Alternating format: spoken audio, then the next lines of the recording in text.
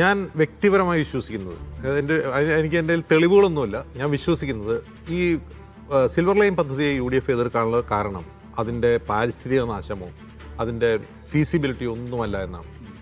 ആ പദ്ധതി എങ്ങാനും ഓണായി കഴിഞ്ഞിരുന്നെങ്കിൽ, LDF സർക്കാരിൻ്റെ കയ്യിൽ ഓണായി കഴിഞ്ഞിരുന്നെങ്കിൽ ആ സർക്കാരിന് ലഭിക്കാൻ സാധ്യതയുള്ള കമ്മീഷൻ തടയുക എന്നുള്ളതായിരുന്നു UDFിൻ്റെ ലക്ഷ്യം. അതിൻ്റെ ഒരു ഉദാഹരണമാണെന്ന് പറഞ്ഞത് ഞങ്ങൾ അതിവേഗ കോറിഡോർ കൊണ്ടുവരുന്നു. ഇത് രണ്ടും തമ്മിൽ എന്താ വ്യത്യാസം? സിൽവർ ലൈനും UDF കൊണ്ടുവരാൻ പോകുന്ന അതിവേഗ കോറിഡോർ ആകാശത്തോടെ ഉണ്ടാകുമോ? ഭൂമിയിൽ തന്നെ ഉണ്ടാകണം. ഇനി അതല്ല, തൂണിൻ്റെ മുകളിലൂടെ ആണ് എലിവേറ്റഡ് രീതിയിലാണ് ഉണ്ടാക്കുന്നതെങ്കിൽ പോലും വലിയ ചിലവ് വരും.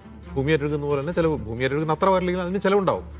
അപ്പോൾ ആ പദ്ധതിയെ എതിർക്കുന്നത് രാഷ്ട്രീയമായാണ്, അല്ലാണ്ട് അതിൻ്റെ സാങ്കേതിക പ്രശ്നങ്ങളോ പാരിസ്ഥിതിക പ്രശ്നങ്ങളോ വിചാരിച്ചാണ് UDF എതിർക്കുന്നത് ഞാൻ വിശ്വസിക്കുന്നില്ല. അതിൻ്റെ കാരണം ഇത് ഒന്നാലോചിച്ചോ, UDFിൻ്റെ തന്നെ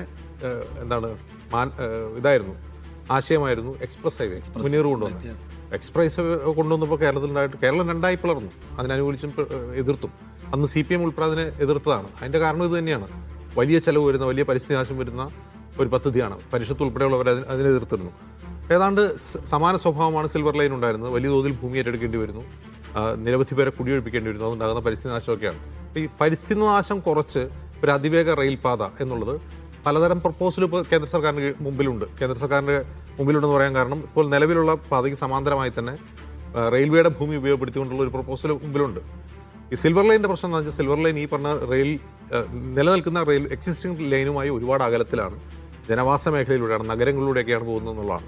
അപ്പോൾ ഇതിൽ ഏതാണ് വയബിൾ ആയിട്ടുള്ളത്, ഏതാണ് ഫീസിബിൾ ആയിട്ടുള്ളത്, ഏതാണ് കോസ്റ്റ് എഫക്റ്റീവ് ആയിട്ടുള്ളത്, ഇങ്ങനെയുള്ള പലതരം കാര്യങ്ങൾ പരിഗണിച്ചുകൊണ്ടായിരിക്കും ഇവർ ഇപ്പോൾ അതിവേഗ കോറിഡോർ എന്ന് പറയുന്നത്.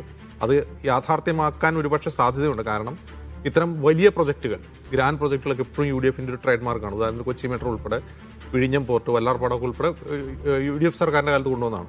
അപ്പോൾ സതീശൻ്റെ പ്ലാൻ എന്താണ് എന്നതിനെക്കുറിച്ച് നമുക്കറിയണം.